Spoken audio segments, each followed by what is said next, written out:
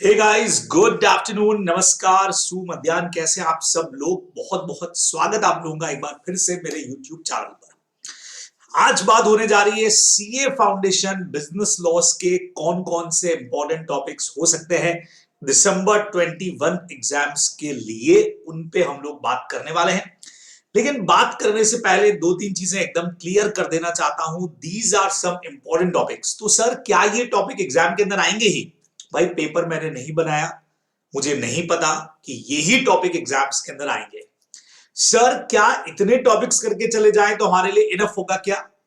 ऐसे सवाल करने वालों, बिल्कुल आप इस वीडियो को इसी वक्त के अंदर बंद कर दीजिए। आपके लिए ये वीडियो बिल्कुल भी नहीं है, क्योंकि ऐसा कुछ भी नहीं होता कि इतने ही टॉपिक्स करके चले जाएं। अगर आप सीए फाउंडेशन का एग्जाम दे रहे हैं और सिर्फ इन्हीं टॉपिक्स के भरोसे पर रह करके जाना चाह रहे हैं, तो भाई काम नहीं चलने वाला है। तो सर, ये इंपॉर्टेंट टॉपिक्स दे ही क्यों रहे हो, हम क्यों देखें ये वीडियो? इसीलिए मैंने आप लोगों को पहले ही कह दिया कि भाई आप इस वीडियो को बिल्कुल ना देखें, बिल्कुल बंद कर दें। इसमें सिर्फ मैं ये बताने की कोशिश कर रहा हूं कि ये जो टॉपिक्स है, इनको अगर आपने नहीं पढ़ा है या इनको अगर आप छोड़ के जाने की सोच रहे हैं या इनको कम पढ़ा है, तो इनको और ज्यादा मजबूत तैयार कर लीजिए, क्योंकि इन पर क्वेश्चन आने के चांसेस जो हैं वो ज्यादा हो सकते हैं। These are some important points, some important topics. बस यही इस वीडियो का मकसद है। तो अगर आप इसके भरोसे पे रहना चाह रहे हैं या कमेंट बॉक्स के अंदर मुझे ये पूछना चाह रहे हैं कि हम यही करके चले जाएं क्या, तो बिल्कुल देखिए, ना तो मैं रिप्लाई करने वाला हूं और ना फिर ये वीडियो आप लोगों के काम का है। बिल्कुल छोड़ दीजिए, आप इस वीडियो को बिल्कुल देखने का आपको जरूरत नहीं है। लेकिन जिन लोगों ने अपनी तैयारी कर ली है और फिर भी वो चाह रहे हैं सर थोड़ी इधर उधर तैयारी है, कुछ टॉपिक्स ऐसे बता दो जो ज्यादा चांसेस हो एग्जाम्स में आने के, जिनको और बेहतर तरीके से हम लोग तैयार करके पढ़ के जाएं, उनके लिए ये वीडियो जरूर काम का है। तो उसी नजरिए से, उसी रेफरेंस से आप लोग इसको देखने वाले हैं, बराबर से। तो आइए शुरू करते हैं बहुत फटाफट से कि इस बार में क्या कुछ टॉपिक इंपॉर्टेंट हो सकते हैं दिसंबर 21 एग्जाम्स के लिए। तो सबसे पहले अगर हम बात करें इंडियन कॉन्ट्रैक्ट एक्ट की, जो लगभग 15 से 21 मार्क्स का हमारा पोर्शन है, बहुत जबरदस्त वाला। कई बार आपको मैं पहले भी ये चीज बता चुका हूं कि ये जो हमारा चैप्टर है, देखिए हम एक बार वापस से इसको चेक कर लेते हैं कि ये कितने मार्क्स का हो सकता है। कई बार मैंने वीडियोस के थ्रू भी आपको बताया है कि मार्किंग चेंज हो गई थी, बराबर। तो लगभग लगभग 15 से 21 मार्क्स का हमारा ये जो पोर्शन है पूरा का पूरा, ये इंडियन कॉन्ट्रैक्ट एक्ट एग्जाम के हिसाब से हो सकता है, बराबर। तो मैं लिख भी देता हूं आप लोगों के लिए कि ये इंडियन कॉन्ट्रैक्ट एग्जाम में बनता है 15 से 21 मार्क्स का, बराबर। क्या क्या कुछ चीजें पढ़ के जानी चाहिए? Communication of offer and acceptance के जो भी हमारे रूल्स हैं, रिवोकेशन वगैरह के, उनको जरूर पढ़ करके जाइए। इनविटेशन टू रिसीव ऑफर पर जो हमारा क्वेश्चन बनता है, डिफरेंस भी है इनमें, प्रैक्टिकल क्वेश्चन भी है, वो भी जरूर पढ़ के जाइए। कंसिडरेशन वाले चैप्टर में no consideration no contract, section number 25, इसमें नेचुरल लॉ और अफेक्शन हो गया, टाइम बाय डेप्थ हो गया, ये वाले जो 7 पॉइंट्स आप लोगों को देके रखे हैं, इन पे जरूर अपने को फोकस करना चाहिए। फिर माइनर वाला जो हमारा पोर्शन है, खास करके माइनर प्लीड माइनॉरिटी वाला जो हमारा पॉइंट है, या माइनर के साथ हमारा एग्रीमेंट वॉइड एब इनिशियो होता है, वो इस बार काफी इंपॉर्टेंट रह सकता है, आने के चांसेस हो सकते हैं, तो उसको बिल्कुल भी आपको स्किप नहीं करना है। फ्री कंसेंट वाले में अगर बात करें तो कोर्जन का जो हमारा पॉइंट है, सेक्शन नंबर 15, ठीक है, जो कहीं ना कहीं फिजिकल प्रेशर की बात करता है या कोई थ्रेटनिंग की बात करता है, जो इंडियन पीनल कोड से प्रोहिबिटेड है, उसको पढ़ के जाइए। फ्रॉड हमेशा इंपॉर्टेंट होता है, कभी भी क्वेश्चन बन सकता है, section number 17, as well as fraud के जो इफेक्ट है सेक्शन नंबर 19 में, वो जरूर आपको ज्यादा अच्छे से पढ़ करके जाने चाहिए, ठीक है। रेस्ट्रेंट टू ट्रेड, इसको जरूर पढ़ के जाइए कि भाई किस तरह के इस पर रेस्ट्रिक्शन है, कौन कौन से एग्जम्पशंस हैं, उनको पढ़ के जरूर जाना चाहिए। अगर कोई पार्टी परफॉर्म करने से रिफ्यूज कर दे, मना कर दे, तो सेक्शन 39 आपको किस तरह के पावर देता है। मैंने रेगुलर क्लास में पढ़ाते वक्त भी सेक्शन 39 पर काफी बार बात की है कि आप क्या करेंगे, कॉन्ट्रैक्ट चालू रखेंगे, कैंसिल करेंगे, केस करेंगे, क्या कुछ होगा, वो सब जरूर पढ़ना चाहिए। एप्रोप्रिएशन ऑफ पेमेंट का एक पॉइंट बहुत बढ़िया बनता है, जहां पे अलग अलग एक ही पार्टी के साथ हमारा डीलिंग है और अलग अलग टाइम पे अगर पेमेंट्स आते हैं तो उसको किस तरीके से करना चाहिए, वो पॉइंट काफी अच्छा इंपॉर्टेंट बनता है एप्रोप्रिएशन ऑफ पेमेंट का, ठीक है। अच्छा, इस चैप्टर से जॉइंट प्रोमिसेस का पॉइंट भी बहुत बढ़िया बनता है, लेकिन जुलाई 21 के पेपर में जॉइंट प्रोमिसेस का क्वेश्चन जो है वो आ चुका है। नॉर्मली हम मानते हैं कि क्वेश्चन रिपीट नहीं होते बराबर से, लेकिन कई बार चांसेस हो भी सकते हैं कि क्वेश्चन रिपीट हो जाए, ठीक है। तो इसीलिए जॉइंट प्रोमिसर हालांकि आ चुका है, तो चांसेस कम रहते हैं आने के, तो एप्रोप्रिएशन ऑफ पेमेंट अपने आप से इंपॉर्टेंट हो जाएगा। एंटीसिपेटरी ब्रीच जरूर अपने को देख लेना चाहिए। हो सकता है डैमेजेस सेक्शन 70 और एंटीसिपेटरी ब्रीच का एक कंबाइंड क्वेश्चन बन जाए, जहां कॉन्ट्रैक्ट की डेट से पहले कॉन्ट्रैक्ट को ब्रेक कर दिया है तो आपको पूछा गया बताओ क्या राइट्स मिलेंगे, तो एंटीसिपेटरी भी हो जाएगा। साथ में डैमेजेस की कैलकुलेशन का कोई पॉइंट जो है वो 73 एज वेल एज 74 में पूछा जा सकता है, बराबर। फिर कंटीजेंट और क्वासी कॉन्ट्रैक्ट में देखिए पिछली बार कंटीजेंट कॉन्ट्रैक्ट का पोर्शन एग्जाम के अंदर आ चुका है, तो जब कंटीजेंट कॉन्ट्रैक्ट का पोर्शन आ चुका है तो चांसेस बनेंगे कि इस बार क्वासी कॉन्ट्रैक्ट में से आपसे कुछ पूछ लिया जाए। जुलाई 21 का पेपर मेरे सामने है, तो ज्यादा चांसेस हैं कि क्वासी कॉन्ट्रैक्ट आपसे पूछा जाए। अच्छा, जो डिस्चार्ज ऑफ कॉन्ट्रैक्ट है उसमें पिछली बार सुपरएनिंग इंपॉसिबिलिटी जो फ्रस्ट्रेशन रूल है उस पर क्वेश्चन आ चुका है, इसलिए एंटीसिपेटरी ब्रीच या ब्रीच पर क्वेश्चन बन सकता है, इस बार ये चांसेस बनेंगे। तो इंडियन कॉन्ट्रैक्ट में वैसे आपको मैंने कहा 15 से 21 मार्क्स का पूरा पोर्शन है, लेकिन ये वाले टॉपिक्स अगर आपने नहीं किए हो तो जरूर करने हैं, और अगर आपने कर लिए हैं तो मेरे कहने पे उन पे थोड़ा सा ज्यादा फोकस कर लेना, एक बार रिवीजन इन पर ज्यादा लगा लीजिएगा। हो सकता है कि इस बार के आपके पेपर में इनमें से कोई क्वेश्चन आपको दिख जाए तो ज्यादा बेहतर तरीके से आप तैयारी कर पाएंगे, पेपर अच्छा अटेंड कर पाएंगे, ये आप लोग ध्यान रखने वाले हैं। क्लियर हो गया? सबसे बड़ा एक्ट यही है, सबसे बढ़िया खूबसूरत एक्ट यही था हमारा। सेल्स ऑफ गुड्स एक्ट पे अगर आए तो लगभग 12 से 15 मार्क्स के क्वेश्चन यहां पे भी बनने वाले हैं, ठीक है। पिछली बार के एग्जाम्स की अगर बात करें तो हमारा एक पॉपुलर टॉपिक है रिस्क जो है वो पासेस विद प्रॉपर्टी होता है, प्राइमा फेसी उस पर क्वेश्चन बन चुका है। अनपेड सेलर के जो राइट्स थे अगेंस्ट द बायर, ठीक है, गुड्स के अगेंस्ट नहीं बायर के अगेंस्ट, उस पर क्वेश्चन बन चुका है। पिछली बार सेल बाय सैंपल पर जो राइस वाला हमारा फेमस एग्जांपल होता है जो स्टडी बैंड में भी दे रखा है, उसके ऊपर उस टाइप के ऊपर जो क्वेश्चन है वो एग्जाम में पिछली बार जुलाई 21 के अंदर आ चुका है। इस बार की अगर बात करूं तो कंस्ट्रक्टिव डिलीवरी पे एक बढ़िया प्रैक्टिकल क्वेश्चन बन सकता है। प्राइस वाले पोर्शन के ऊपर की प्राइस सर्टेन किया कि नहीं किया उस पर क्वेश्चन बन सकता है। पैरिशिंग ऑफ गुड्स हमेशा इंपॉर्टेंट रहता है, कहीं ना कहीं मिक्स होकर आ ही जाता है सेक्शन नंबर 7 और 8, खास करके 8 वाला पोर्शन या 7 वाला भी, जहां पे अगर स्पेसिफिक गुड्स डिस्ट्रॉय हो तो क्या करना है या अनसर्टेन डिस्ट्रॉय हो तो क्या करना है, उसको जरूर पढ़ के जाएं।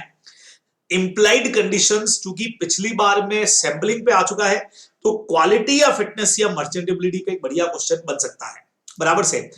इसमें कंडीशन ट्रीटेड एज वारंटी, कई बार आपने पढ़ा है ना कि कौन सी वो सिचुएशन होती है जब हम कंडीशन को एज वारंटी मान लेते हैं, वो वाला पोर्शन भी थोड़ा सा आप लोग देख करके जाए, थोड़े से पॉइंट दे रखे, चांसेस हो सकते हैं। इस बार में बढ़िया इंपॉर्टेंट पॉइंट, चूंकि risk prima facie passes with property आ चुका है तो फिर अप्रूवल बेसिस वाला जो पॉइंट है वो बहुत बढ़िया बन सकता है, उसको जरूर आप पढ़ के जाएं। Section number 24 transfer of title by non owner, ये हमेशा से ही इंपॉर्टेंट रहता है। पिछली बार चूंकि इस पर क्वेश्चन नहीं बना है तो बहुत ब्राइट चांसेस बनेंगे कि इस पर क्वेश्चन बने। खास करके सर इसमें भी भाई कॉमन थ्योरी क्वेश्चन भी बना सकते हैं, वो और प्रैक्टिकल बनाने का सोचा तो जैसे एजेंट वाला जो अपना फर्स्ट पॉइंट था सेल बाय मर्केंटाइल एजेंट, वो बढ़िया पॉइंट के अंदर बनता है, या सेल अंडर वॉइडेबल कॉन्ट्रैक्ट अगर है तो बढ़िया पॉइंट के अंदर से बनता है, तो इसके पॉइंट्स आप लोग जरूर देख करके जाए। फिर अनपेड सेलर के राइट्स में लियन भी है, स्टॉपेज इन ट्रांजिट भी है, रीसेल भी है, मुझे लगता है लियन ठीक इंपॉर्टेंट इस बार हो सकता है, बराबर से, तो छोड़ना नहीं है, इसको जरूर पढ़ करके आपको जाना चाहिए। पिछली बार चूंकि इनमें से कोई क्वेश्चन नहीं था, सेलर के राइट बायर के अगेंस्ट में थे, तो इस बार बायर के राइट्स क्या है सेलर के अगेंस्ट में, 5 टाइप के राइट्स आपको देके रखे हुए हैं, बहुत सिंपल पॉइंट है, वो आप जरूर पढ़ करके जाएं। और ऑक्शन सेल मुझे लगता है कि पिछली बार था नहीं, हाँ जनवरी 21 के पेपर में ऑक्शन सेल हमारे कोर्स में था, तो इस बार भी मतलब एग्जाम पेपर में था, तो ऑक्शन सेल पे ठीक पॉइंट बन सकता है, ठीक है। अच्छा, कई लोगों को अब ये सुनने के बाद ये भी लगता है लो सर आपने तो सारे टॉपिक बता दिए सर, कुछ छोड़ा ही नहीं आपने, तो बेटा इसका मतलब आपने ढंग से सेल्स ऑफ गुड्स एक्ट को देखा नहीं है। कितने ही सारे ऐसे पॉइंट है जो यहाँ पे मैंने नहीं लिखे, और वैसे भी मैंने आपको कहा कि मैं आपको सिर्फ ये बताना चाह रहा हूं कि इन पॉइंट्स को ज्यादा अच्छी तरह से देख के जाना है। मैं ये कतई नहीं कह रहा हूं कि बस यही पढ़ के चले जाओ बेटा पक्का है कि इसमें से क्वेश्चन आने वाला है, जी नहीं, I am not paper setter, मैंने पेपर नहीं बनाया, नहीं सेट किया, लेकिन मुझे लगता है पुराने ट्रेंड के हिसाब से कि भाई इन पर ज्यादा फोकस देकर के हमको जाना चाहिए। और जो ये समझ रहे हैं कि इसी में पूरा कोर्स कवर हो गया सर, तो बढ़िया है भाई, फिर तो आप पूरा कोर्स करके जा रहे हैं, फिर तो कोई टेंशन ही नहीं है। जबकि बहुत सारी ऐसी चीजें हैं जो मेरी इस लिस्ट से बाहर है, बराबर से, काफी सारी चीजें, ऐसा नहीं कि सब कुछ मैंने इसके अंदर डाल दिया है, तो उसी तरह से आप इसको सोच करके करने वाले हैं, ठीक है। इंडियन पार्टनरशिप एक्ट की बात करें, काफी वाइड एक्ट है, 12 से 15 मार्क्स का बच्चे लोगों को वो भी एग्जाम में आने वाला है। पिछली बार की बात करूं तो बहुत फेमस टॉपिक है एम्प्लॉयड अथॉरिटीज, उस पर क्वेश्चन आ चुका है। Right of transfer he again मेरा एक बहुत फेवरेट पॉइंट है, जो पिछली बार के इंपॉर्टेंट क्वेश्चन की सीरीज में मैंने लिखा भी था, उस पे भी क्वेश्चन आया, इंप्लाइड ऑथोरिटी भी बोला था, उस पे भी क्वेश्चन आया। ये कई बार ऐसा हो जाता है भाई, तो ऐसा नहीं कि सर आप जो बता रहे हो तो आ ही रहे हैं, जरूरी नहीं है। फिर बोल देता हूं, rules of setting the account, settling the accounts हमारा जो था कि अकाउंट्स का सेटलिंग किस तरह से होगा आफ्टर डिसोल्यूशन, इस पर पिछली बार एग्जाम में क्वेश्चन थे। इस बार मुझे लगता है कि personal profit earn by partner section 16 पे कोई क्वेश्चन बन जाए, या थर्ड पार्टीज के लिए जो लाइबिलिटी बनती है ना, जहां म्यूचुअल एजेंसी लगता है, थर्ड पार्टीज के लिए अगर फर्म ने पार्टनर ने कोई मिस एप्रोप्रिएशन किया या मिसकंडक्ट किया है तो फर्म का रिस्पॉन्सिबिलिटी बनेगा। इस पर बढ़िया क्वेश्चन कोई प्रैक्टिकल टाइप का बन सकता है। टाइप्स के अंदर पार्टनर बाय एस्ट्रोपल एक ठीक पॉइंट होता है। जनवरी के अंदर पर्टिकुलर पार्टनरशिप पे क्वेश्चन था, तो पार्टनर बाय एस्ट्रोपल बन सकता है। माइनर का पॉइंट इंडियन कॉन्ट्रैक्ट में भी मैंने बोला था, यहां पे भी आने के चांसेस बनते हैं कि अगर as a partner minor admit होता है तो जो 6 मंथ्स का टाइमिंग मिलता है, क्या राइट्स वगैरह रहते हैं, वो एक अच्छा पोर्शन बन सकता है।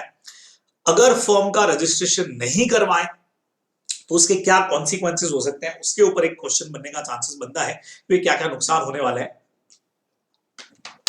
प्रैक्टिकल थ्योरी टाइप का क्वेश्चन।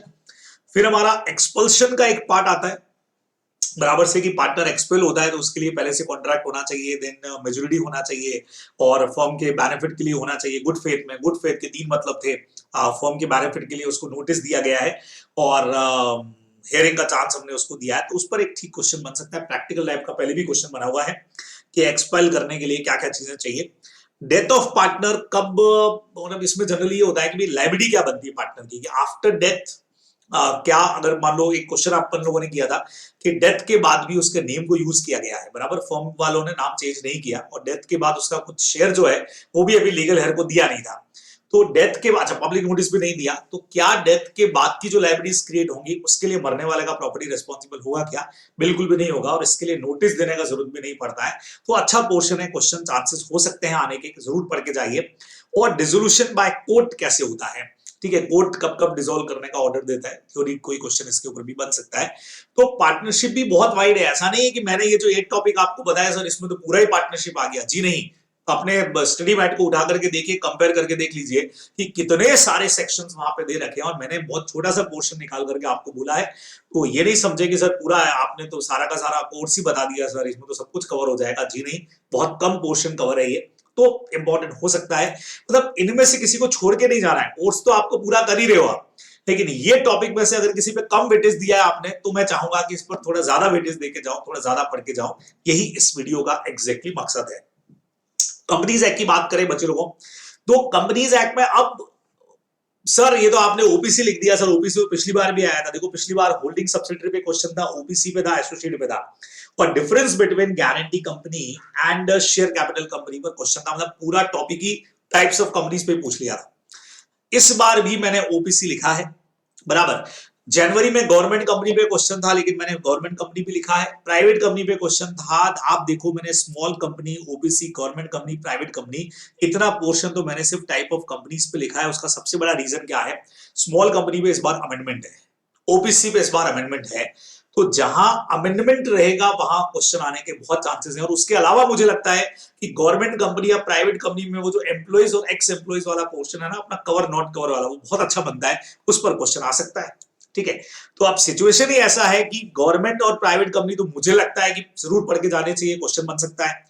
स्मॉल और 1% कंपनी में अमेंडमेंट है इस बार, तो भले ही पिछली बार ओपीसी पे क्वेश्चन आया था, लेकिन अमेंडमेंट है, इसलिए मुझे लगता है कि क्वेश्चन के चांसेस बन सकते हैं। स्मॉल कंपनी में भी अमेंडमेंट है, टर्नओवर और कैपिटल जो है वो हमारी चेंज हो गई, 2 करोड़ और 20 करोड़ हो गई, तो वो जरूर पढ़ के अपने को जाना चाहिए, क्वेश्चन बनने के चांसेस रहते हैं, ठीक है।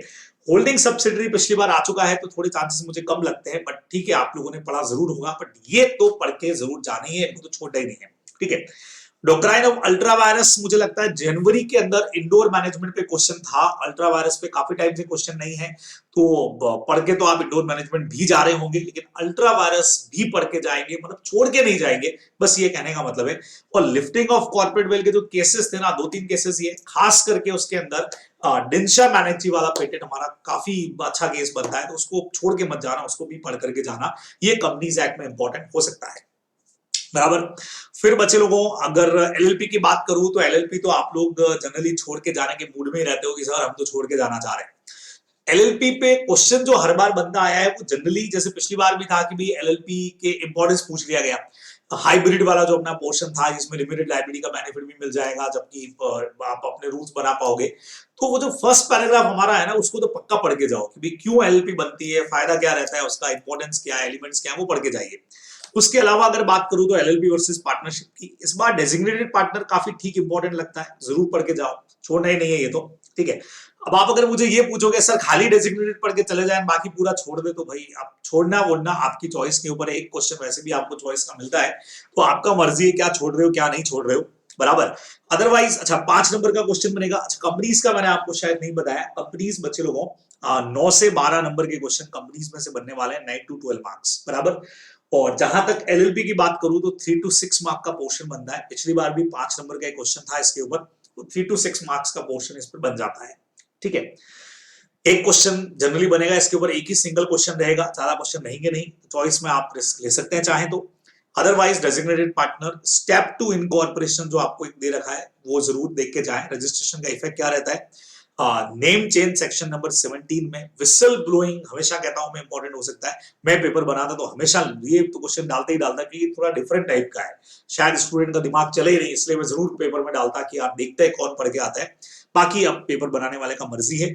और एक एनुअल रिटर्न आप जरूर देख सकते हैं सेक्शन नंबर 35 से। तो ये कुछ पोर्शन है जो आप एलएलपी के अंदर भी देख करके जरूर जाएं, पूरा एलएलपी नहीं भी कवर कर रहे हैं तो देख करके जाएं। वैसे मैंने एक लिस्ट सर्कुलेट कर रखी है आप लोगों को जिसमें हो सकता है कुछ एक पॉइंट इससे ज्यादा भी है, बराबर, कुछ एक पॉइंट इससे ज्यादा है, तो वो लिस्ट भी आप देख करके जाएं। अदरवाइज ये चीजें मुझे लगता है कि आपको छोड़नी नहीं चाहिए, इनको पढ़ करके जाना चाहिए। तो यहां आकर के हमारा जो पोर्शन है पिछली बार क्या आया, इस बार क्या वेटेज रहेगा, उन चीजों के बारे में मैंने आपको यहाँ पे बता दिया है। सर अगर ये देखना चाहें, वैसे तो आप वीडियो से आपको नजर आ ही रहा है, आप वीडियो देखेंगे तो साथ साथ में टॉपिक टिक करते जाएंगे। अदरवाइज ये इंपॉर्टेंट टॉपिक्स वाला जो पूरा नोट्स का कॉपी आप देख रहे हो पेपर है, ये मेरे टेलीग्राम चैनल के ऊपर मिल जाएगा, लॉ विद जयेश भंडारी, बराबर। मैं लिंक शेयर भी कर दूंगा डिस्क्रिप्शन में, वहां पे आपको ये जो पेपर है, जो टॉपिक्स की लिस्ट है वो वहां पे भी अवेलेबल हो जाएगी, तो आप वहां से भी इसको आराम से देख सकते हैं, ठीक है, बराबर। तो ये सारी बात थी बच्चे लोगों, जरूर जबरदस्त वाली तैयारी करिएगा, और सिर्फ इसके भरोसे पे रह के जाने का कोशिश बिल्कुल भी नहीं करेंगे, वो हमारा मकसद भी नहीं है। Okay, bye, tata, take care. बाकी लगातार आप लोगों से मुलाकात होती रहेगी, अलग अलग videos, inter law audit foundation सबके लिए फटाफट से मिलेंगे, मॉक टेस्ट पेपर्स के लिए मिलेंगे। बाय बच्चे लोगों, टेक केयर।